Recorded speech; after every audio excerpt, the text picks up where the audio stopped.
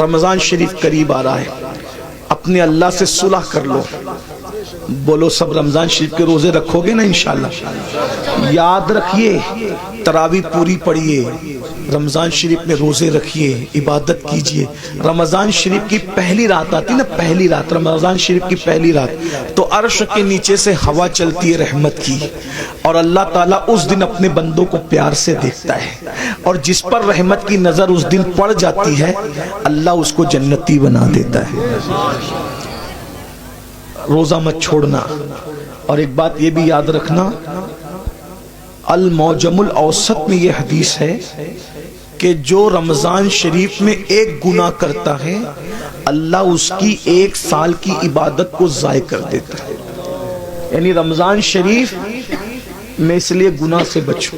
اس رمضان شریف میں گیم نہیں کھیلنا، فلمیں نہیں دیکھنا، گانے نہیں سننا.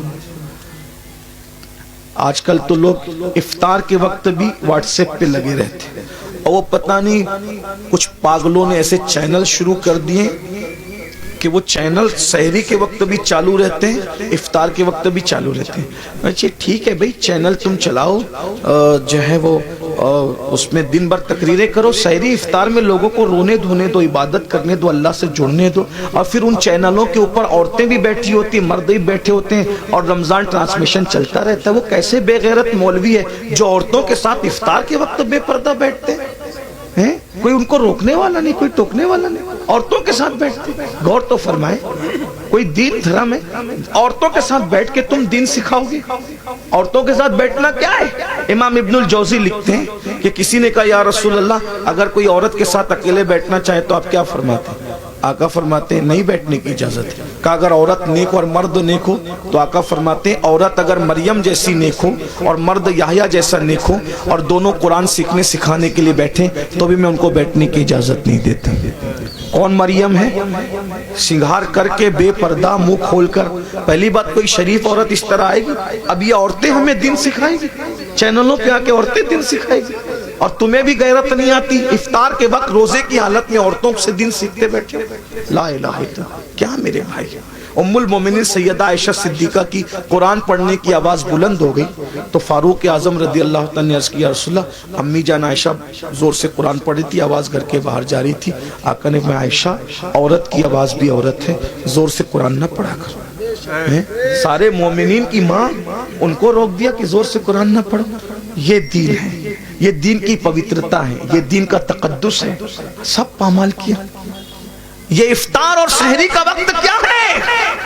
اللہ تعالیٰ سحری اور افطار میں اپنے بندوں سے کہتا ہے کوئی مجھ سے روزی مانگنے والا؟ روزی مانگو میں تمہیں روزی دوں گا. مغفرت مانگنے والا؟ مغفرت مانگے گا مغفرت دوں گا. ہے کوئی مجھ سے نعمتیں مانگنے والا؟ میرے بندے مانگ، میں وعدہ کرتا ہوں تو جو مانگے گا میں تجھے عطا کروں گا. کیونکہ یہ رمضان ہے، سحری اور افطار کا وقت ہے، مجھ سے جو مانگا جائے گا میں عطا کروں گا. سال بھر لوگوں کے دروازوں پہ دستک دینے والوں، اللہ کی رحمتیں تمہارے دروازے دل پہ دستک دیتی ہے. مان کیا مانگتا ہے؟ اس وقت تو نہیں مانگتے، پھل کاٹتے رہتے، ادھر ادھر باتیں کرتے رہتے، بھنکس بازی کرتے رہتے، واٹس ایپ پہ لگے رہتے، فیس بک. میرے بھائی رمضان شریف کا فائدہ اٹھا لو. آقا فرماتے ہیں جس کو رمضان شریف ملے اور وہ اپنی بخشش نہ کروا لے وہ اللہ کی رحمت سے محروم ہو جائے، دور ہو جائے، اللہ کی رحمت سے دور ہو جائے. جس کو ماں باپ ملے اور وہ جنتی نہ بن جائے وہ اللہ کی رحمت سے دور ہو جائے. محفل میں درود پڑھا، محفل میں ذکر رسول کیا جائے اور حضور پہ درود نہ پڑھا جائے وہ اللہ کی رحمت سے دور ہو جائے. حضور نے جمعہ کے وقت خطبے کے لیے جاتے ہوئے منبر پر سیڑھیوں پہ قدم رکھتے ہوئے یہ دعائیں کی تھی اور آپ کی دعا پہ جبریل نے آمین کہا تھا. اس لیے رمضان شریف میں کوشش کرو روزے رکھنے کی. جو ایک روزہ چھوڑ دے رمضان شریف کا، صرف ایک روزہ، پوری زندگی روزہ رکھتا رہے، ایک رمضان شریف کے روزے کی فضیلت کو نہیں پا سکتا. اس لیے روزہ رکھو. کچھ لوگ کیا کہتے ہیں مولانا ہم کام کرتے ہیں، بیمار ہے، یہ وہ. یاد رکھنا روزے سے کبھی بیماری نہیں بڑھتی، کہ اللہ کے رسول فرماتے ہیں روزہ رکھو صحت مند ہو جاؤ. آج کی جو جدید تحقیق تو آتی رہے گی، لیکن جدید تحقیق کیا کہہ رہی ہے پتہ ہے؟ جدید تحقیق کہہ رہی ہے جتنا بھوکے رہو گے اتنا صحت مند رہو گے.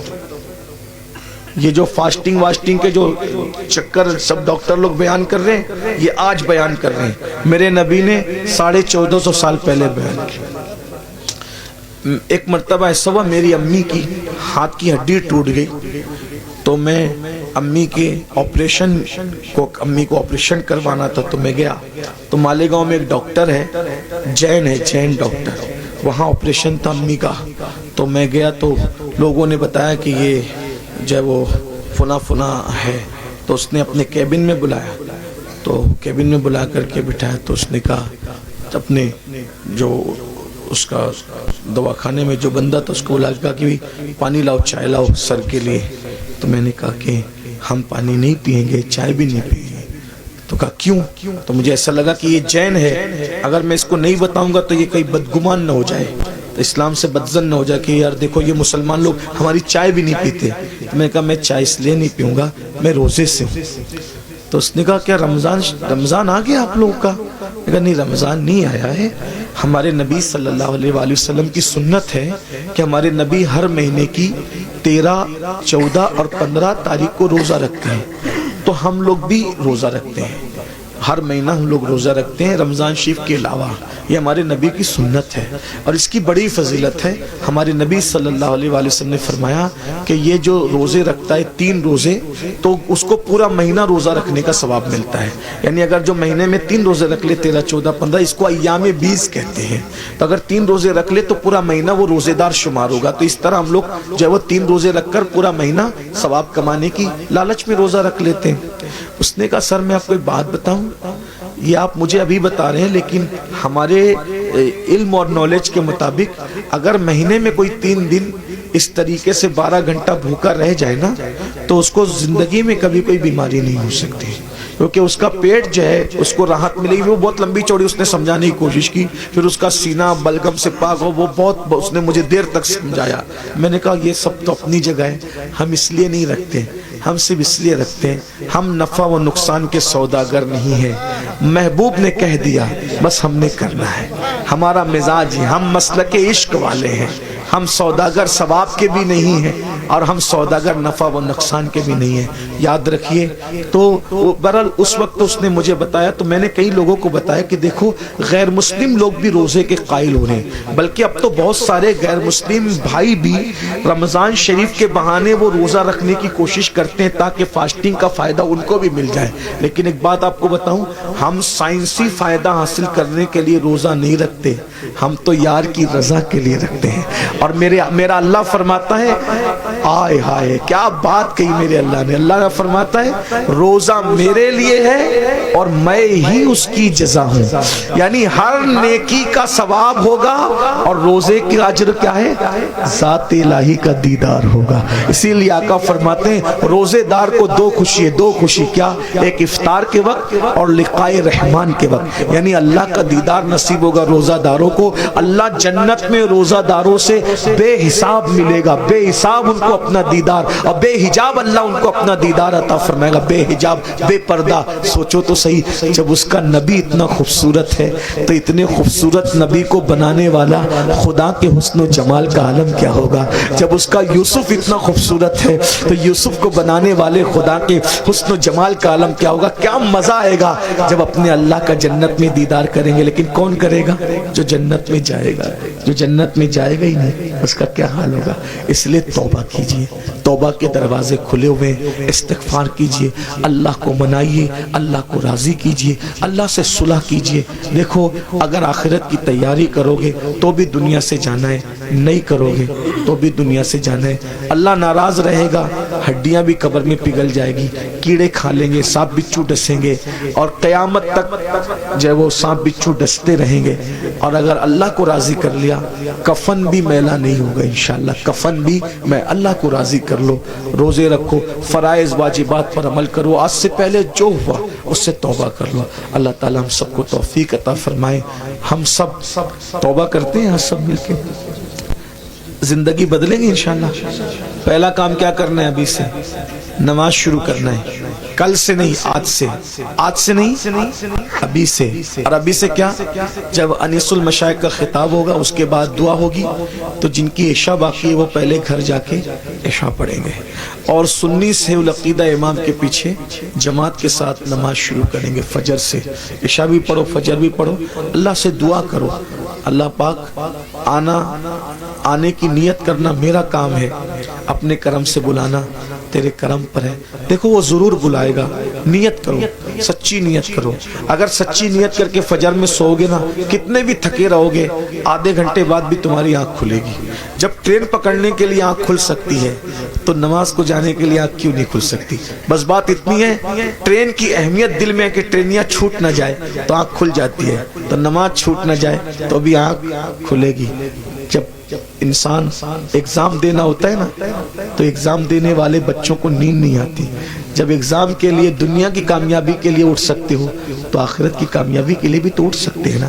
جس دن نماز کی اہمیت پتہ چل گئی اس دن انشاءاللہ ہمیں کسی کو اٹھانے کی ضرورت نہیں پڑے گی، ہم خود اٹھیں گے۔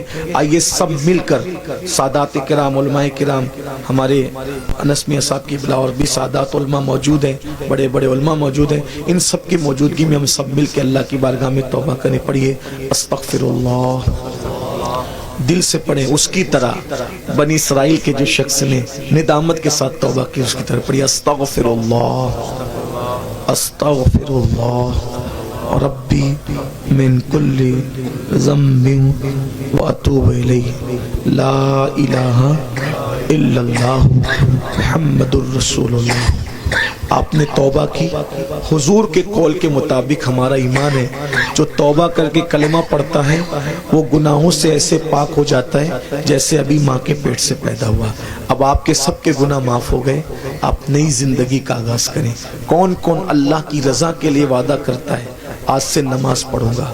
ہاتھ اٹھا کے ذرا اللہ کو بتائیں، اس کے فرشتوں کو بتائیں۔ سبحان اللہ، اٹھائیں، تھوڑی دیر اٹھا کے رکھیں، یہ بزرگوں کو، علماء کو، اللہ والوں کو گواہ بنائیں۔ ماشاءاللہ پڑھیں گے نا انشاءاللہ اللہ تعالیٰ۔ یا اللہ، ہاتھ اٹھانا ان کا کام ہے، ان اٹھے ہوئے ہاتھوں کی لاج رکھنا تیرے کرم پر ہے مولا، سب کو نمازی بنا دے۔ السلام علیکم ورحمۃ اللہ وبرکاتہ۔ آگے بھی پروگرام جاری رہے گا۔